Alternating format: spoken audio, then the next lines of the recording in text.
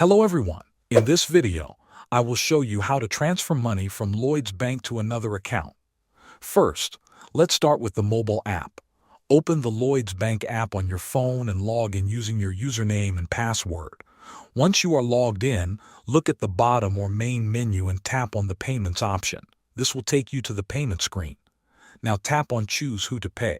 If the person or account is already saved, simply select it from the list. If you are sending money to a new account, tap on Pay New at the top.